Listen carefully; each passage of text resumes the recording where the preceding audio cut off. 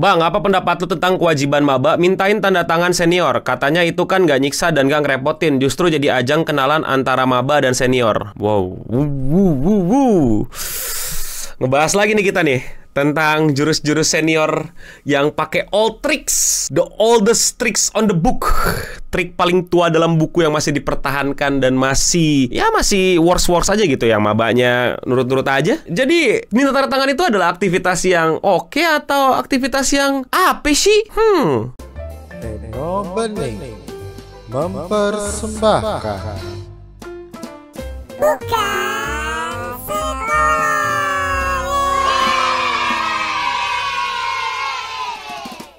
Lagi-lagi kita akan ngebahas maba, ospek, dan senior. 3 unsur yang kayaknya nggak pernah ada perubahan nih. Makin kesini malah variannya makin aneh aja. Tapi kali ini kita akan ngomongin spesifik hal yang paling tua, ya menurut gua, yang paling klasik, trik paling lama para senior untuk dipertahankan, yaitu minta tanda tangan. Pas era gua pun itu minta tanda tangan tuh wadidau banget sih. Ini era gua dulu ya, gua nggak tahu era lu. Jadi kita tuh mesti punya buku khusus, yang dimana buku tersebut tuh kita mesti dapat tanda tangan maba-maba lain, terus senior-senior kita dan senior-senior di jurusan lain. Dan menurut lu gimana, No?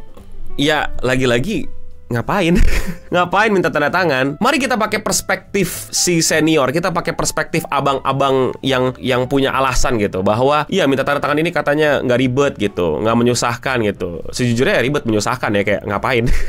Ngapain gue minta tanda tangan lo gitu loh. Ada yang pakai bercandaan, iya ini latihan buat nanti kalian minta tanda tangan dosen gitu. Ih, dosen gue gampang ya dimintain tanda tangan. Nggak sesusah lu minta tanda tangan. Lebih susah ngerevisi-revisiannya daripada mintain tanda tangannya. Tapi ya nggak tahu, tiap dosen dan tiap kampus beda-beda lah. Gue tahu sih ada oknum dosen yang sok jual mahal, itu juga ada. Nanti mungkin kita bahas di kesempatan yang lainnya. Tapi ini yang aneh gitu loh, bahwa masih aja sampai sekarang senior-senior itu minta maba untuk kumpulin tanda tangan seniornya, dengan alasan yang paling klasik, katanya biar bisa kenalan sama senior. Sejujurnya, lu mau nggak kenalan sama senior?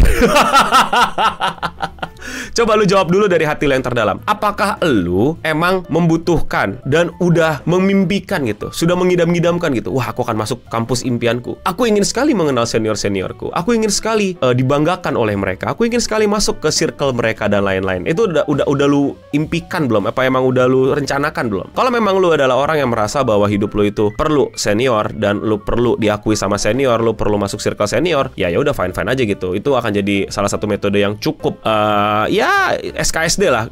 SKSD, anak sekarang pada tahu SKSD nggak ya? SKSD itu bahasa orang tua ya. Jadi itu singkatan ya, sok kenal sok dekat. Jadi biar bisa PDKT, PDKT juga pada tahu nggak ya? Anjir, terlalu banyak istilah. PDKT itu pendekatan. Jadi ya biar bisa nyambung gitu, biar bisa berteman gitu. Nah, kalau bahasa anak Gen Z, mutual. My God, cringe. Ya bahasa Indonesianya adalah cara paling mudah agar lu bisa punya alasan atau punya kesempatan untuk bisa mendekati seseorang, ya. Ya kalau objektif lu adalah untuk bisa sedekat itu sama senior, ya tanda tangan gue rasa akan jadi salah satu hal yang cukup efektif. Tapi gue balikin, apakah lu semua mau kenalan sama senior? Apakah lu semua mau sedekat itu sama senior? Jawabannya adalah enggak kan. Yang kalau kita ngomongin zaman dahulu ya, dimana internet itu masih belum semasif ini, penetrasinya belum sedalam ini dan belum secepat ini gitu. Senior itu adalah salah satu sumber informasi yang mau nggak mau bakal ngebantu kita. Bagaimana sih nanti kehidupan di kampus, bagaimana sih cara ngelakuin ini, bagaimana sih dosen yang ini, pelajaran yang ini, SKS yang ini, kuliah yang ini, dosen yang ini, dan lain-lain. Walaupun nggak semua senior informasinya bisa oke ya, tapi setidaknya ya sumber yang lu punya itu ya. Jadi mau nggak mau dekat dengan senior itu pasti akan ngebantu lu di kampus pada masa itu. Tapi semenjak gue lihat Twitter ya, yes, gue adalah orang yang menolak memanggil itu sebagai ex. Kan udah ada tuh apa, base-besan tuh ya. Udah kagak ada lagi tuh nanya sama senior tuh. Naruh aja di situ tuh, nanya dosen ini gimana, itu gimana. Bahkan katanya ada grup WA-nya lah, ada ininya lah. Jadi ya sebenarnya sih mudah-mudah aja ya jadinya. Tidak menjadikan senior itu kunci kesuksesan informasi lu gitu, kunci kesuksesan lu untuk mendapatkan informasi tervalid, teroke, terkini tentang kehidupan di kampus. Ada beberapa yang bilang buat jadi pelindung, no. Gue suka bingung, emang senior tuh bakal jadi apa sih, shield lu gitu ya, bakal jadi Reinhardt gitu kan, yang kayak ngelindungin lu dari tembakan-tembakan dosen atau gimana, gue gak ngerti gitu. Pelindung tuh kayak gimana sih? Emang lu pada tuh sekolah di bawah Furi ya?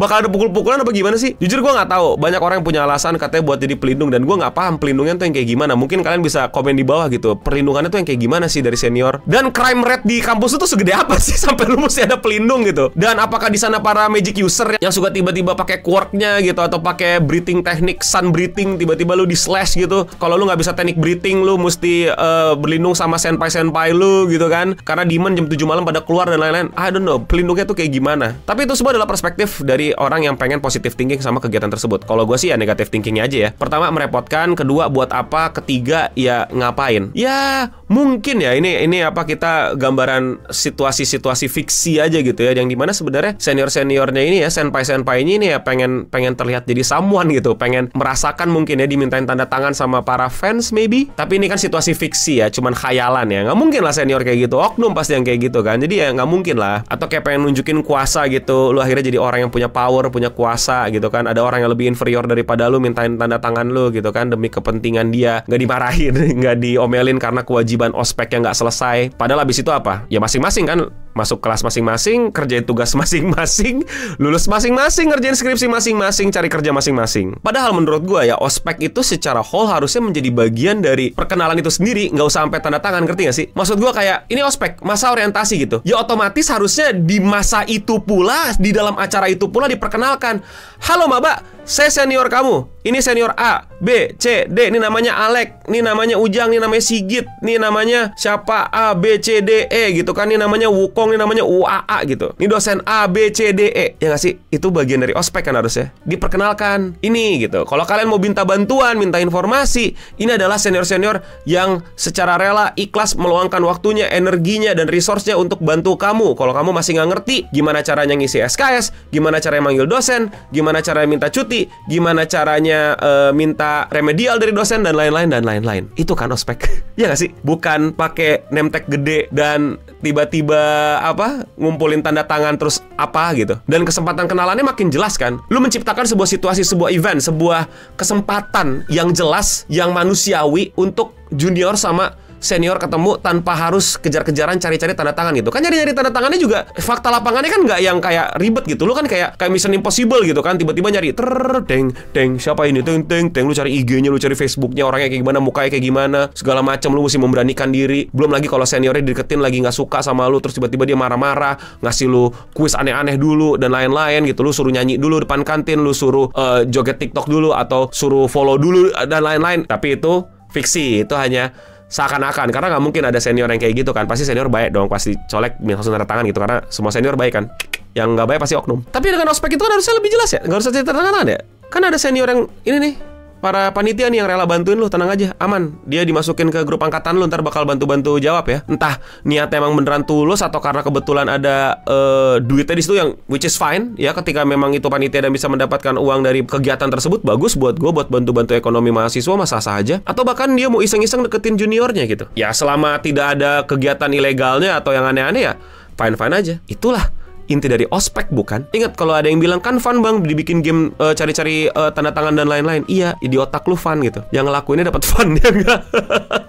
Kalau bercandaan anak nonton streamer sekarang gitu, kayak lu asik bang, asik sendiri. Tapi tenang, itu pasti oknum. Nggak mungkin ada senior yang berpikir seperti itu kan. Pasti seniornya bakal dibikin lurus-lurus aja dong ospeknya, nggak aneh-aneh, ya nggak sih? Tapi intinya ya positive thinkingnya begitu, bahwa memang ada gitu. Kalau mau dipaksa-paksa, mau ditarik-tarik benang-benang mah ada gitu kesempatan ya untuk dapetin tanda tangan, dan akhirnya jadi punya kesempatan untuk deketin senior, antara junior dan senior dan lain-lainnya, bla bla bla. Ya membuat junior kenal seniornya kalau junior emang butuh seniornya. Tapi nyatanya ada cara yang jauh lebih efisien, lebih cepat, dan lebih mudah. Kamu pilih yang mana? Komen di bawah.